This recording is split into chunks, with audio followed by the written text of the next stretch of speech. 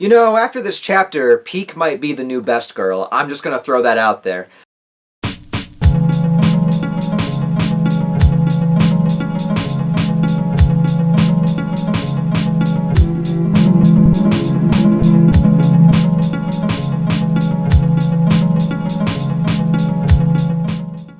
What is up, everybody? So this is going to be a review for Attack on Titan chapter 136. Supposedly, there were 4 chapters left, so I believe there's going to be 3 more chapters after this one. We're getting down to the final conclusion, the climax of the series.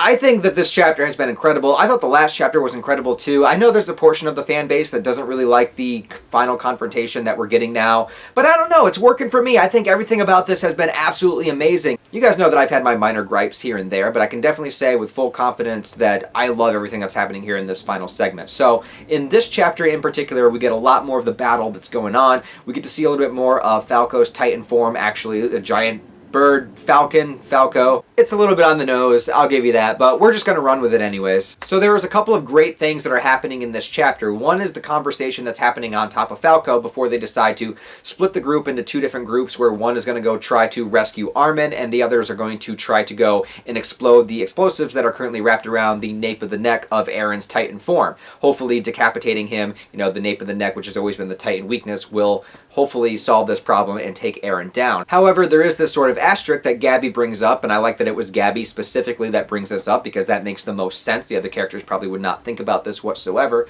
is that when she shot off Eren's head the first time in his human form, his head touched Zeke, and thus this giant, you know, spine creature grew out of his head, connecting the body back together, and she wonders if decapitating Eren will actually do anything, or if the founding Titan powers and abilities will just kind of regenerate it back together. Now, it's not explicitly stated in this chapter whatsoever. This is sort of like fan theory on my part, but this might be the reason as to why Eren has not employed any of Zeke's Titan form, hasn't employed Zeke's Titan form in this kind of battle that he's having with everybody on top of his back, where we've seen like the Bertold form and a bunch of the other previous Titans that have existed.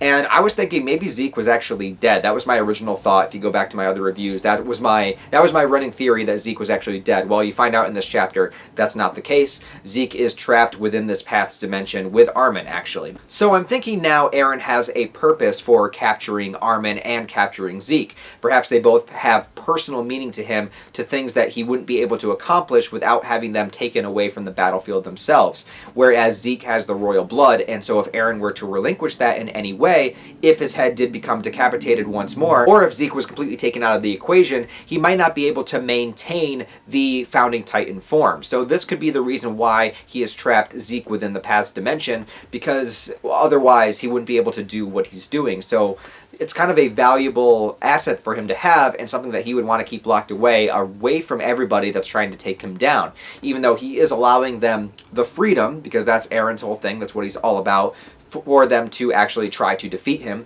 not in a way where he wants to be defeated, or not in a way where it's like, show me the right way, show me the correct decision. He's made his decision, he believes his decision is the right one. That's what I'm getting out of the story that I'm reading, and he's just allowing them that freedom, because if he were to give himself the freedom to do what he's doing and then take that away from somebody else, it would kind of like defeat the purpose. There's somebody else that he cares about. He's obviously taking it away of all of the Marleyans and and the rest of the entire freaking planet. He doesn't care about them, but he cares about his friends and the people of Paradis, and so he wants them to be able to have the freedom of choice just like he has. So yes, my theory is that he's keeping Zeke on purpose, because that would be some sort of physical weakness that they could exploit were he not doing that. Now when it comes to Armin, I think Armin might be serving a different purpose, because Armin might be more so of Eren's emotional weakness. Now you would think it might be with Mikasa, but as far as Eren and Mikasa go, there was a point, I mean, there wasn't like a singular chapter where it happened or anything, but I feel like there was definitely a point where the two of them really went off into completely separate worlds. Whereas Mikasa has always had this affection and protective desire over Eren and everything because of what he meant for her as a child. And you guys have to remember that too, because a lot of people put Mikasa down and say that she's a one-note character, and Mikasa's always been one of my favorite characters, and I think she's a little bit more complex than some people give her credit for. But you also have to take into account that that original scene where Eren saved her as a child, this was a traumatic childhood memory, and that is very different than something happening as you're an adult, or as you're a soldier, or as you're in the midst of Titan battles and stuff. Like, the things that happen to you in life, not even Attack on Titan, just in life in general, the things that happen to you, like between your first 10 years of life, hold such an emotional impact into who you are as a person growing up, into your psychology and everything. And it's absolutely traumatic what happened to her. And so it would make sense that she would view Eren in a particular way because of that childhood connection that they have. And I don't think anything that she's done as far as wanting to make sure that he's safe and make sure, protect him and everything, that goes against her as who she is as a person or makes her weaker in some way. I mean, if you had that sort of experience when you were a child, you would probably add that much value to whoever saved you, no matter who it was, no matter if it was, a man or a woman or anybody at the time. Like, it would be the same amount of affection that you would have. It would be like psychologically embedded in you years back from this like horrible traumatic experience that you had. Anyways, all that aside, she has grown as a character, I believe, because she has kind of symbolically, she removed the scarf and everything, and she has moved forward into being able to make these hard decisions, and she's right now at the cusp of making the hardest decision she can possibly face, and yet she's here, and she knows that it's going to be a possibility and something that she's actually going to have to do, and I think this is her even overcoming so putting somebody into a particular role inside your mind, overcoming that and recognizing that they're a different person now, that things have changed, that you've changed, that they've changed, that time has moved on, and things are not the same as they were before, and she's coming full circle in kind of terms of that. And in a way, it kind of goes along with the themes that Attack on Titan has always talked about as far as this, putting people in particular roles and boxes in your mind and prejudices, like these are the Marlians, these are the Eldians, these are the scum of the world, these are the devils. It's all about that sort of, you're not viewing people as who they are, you're viewing them as what you should see them to be, most usually based on either past experiences or based on what other people told you to view them as. Now, besides all that, getting back to the point, I believe that Armin might be an emotional link for Eren that they would be able to exploit if he was out on the battlefield, and so Eren is keeping him safe and protected away from that. Also, he might be the only person that Eren wants to make sure that does not die whatsoever, even in any kind of crazy battle, because of the, again, how Eren viewed him based upon how they were as children and how they were best friends and how they thought about what would be beyond the walls, and they talked about the ocean together and all these kind of thoughts and theories of what it could possibly mean.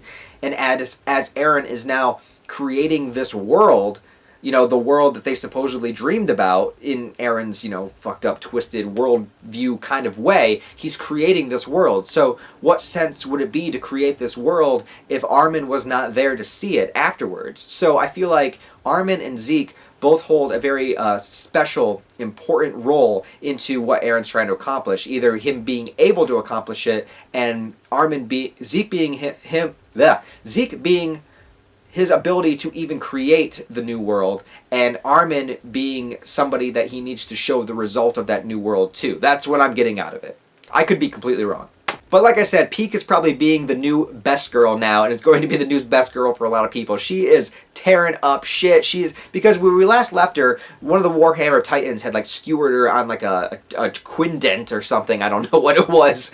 But Pieck has like projectiled herself out of the nape of the neck of her Titan, transforms, bites the nape of the neck of the other one, and then like projectiles herself out again, and is like continuously doing this, like transforming, biting, projectiling, transforming, just doing this whole process, and it's badass. Pieck, how do you pronounce her name? I don't know, but she's awesome, and I might have a little bit of a crush. Also, Jean is here, and Jean is going towards the nape of the neck. He's supposedly going to be the guy that makes this explode here, and this dude is doing this with just the rappel gear. He can't turn into a Titan. He's kind of on his own here. Pieck is helping him out, but he's doing his best. He's making his way there. As for the Armin rescue team, we've got Annie, who has transformed as well. We got Mikasa, Connie, and they're there chasing down this pig-type jaw titan thing. I don't really know. This kind of came out of nowhere. I don't really know what this pig thing was doing. But supposedly they're trying to get Armin, and this was the only titan that was running away from them, so it's probably a key into getting to him in some way.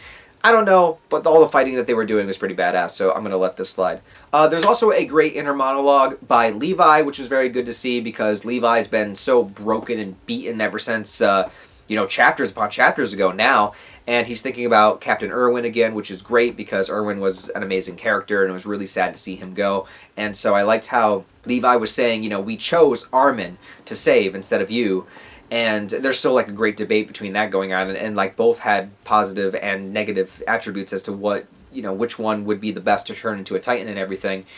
But Levi said that he believes in his choice. He believes in the choice of Armin. So that was really cool to see, because we know how much Levi respects Erwin. So to see him say that, I believe in my choice, I believe in the choice that we made together for Armin to be the guy, because he sees sort of that same kind of hopeful optimism within his eyes that he saw in Erwin. This sort of like, we can do this, that these sacrifices will mean something, that there is an end point, an end goal that we can get to, even if that goal is always just continuing to try to move towards the next goal. There might not be a place where we can ever just sit in peace. Because if you think about it, I mean, the world doesn't really work like that, and that's how Eren thinks the world should work. And even if he did accomplish what he wanted to accomplish, at some point, they would be fighting again. There would be war again. For Eren's, idea to work, he would literally have to annihilate everybody, including the people of Paradis, and try to completely start over. And even that would not work. But, I liked how Levi is saying now that he's kind of he sees that value within Armin. So I really like that was brought up. And so the chapter ends with Armin seeing Zeke within the Paths dimension, so they are stuck in there. And who knows what kind of impact they might be able to have within the Paths dimension. I don't know how much they're going to be able to interact. Maybe they'll be able to talk to Ymir, talk to Child Eren, even though that didn't seem to work before, so I'm not sure how that's going to go. But like I said, I believe those two were specifically taken for a reason as opposed to everybody else. So we'll see what happens. And maybe they can try to remove Zeke before the ammunition explodes around Eren's neck, and then maybe that will do something. But we will see. We will see moving forward. I definitely don't see Eren making it out alive. One, because there's no way within 3 chapters we can have any sort of redemption arc for Eren. That's just not going to make sense. There's also the lingering plot thread of Historia's pregnancy, and what that could mean, if it's some sort of like reincarnation. I don't know what they're going to try to do with that. The ending the Titan lineage in itself. How many more people Eren's going to trample with the rumbling and everything. So there's loose threads, but I believe these are like 40, 50 page long chapters. I believe there is a way to conclude this and wrap everything up, but how they're going to do it, I don't know. So let me know what you guys thought about Attack on Titan chapter 136. Put all your comments, thoughts, and theories down below, because I'd love to hear them. Thanks as always for watching this video, guys. I really do appreciate it. If you would, give the video a like and comment below. The same shit you hear from every YouTuber, but it's true, it does help. It does help it be seen in the algorithm, and I would really appreciate it. Also, consider subscribing to the channel, because if you do, I'm going to give you a big hug. And if you don't want a hug, that's cool. I don't need to touch you. We can stay social distance. That's fine. But whatever you want. I'm going to give you whatever you want, barring some, self-dignity type stuff. But even then, well, we can discuss. Anyways, have a great day, guys. I'll talk to you next time.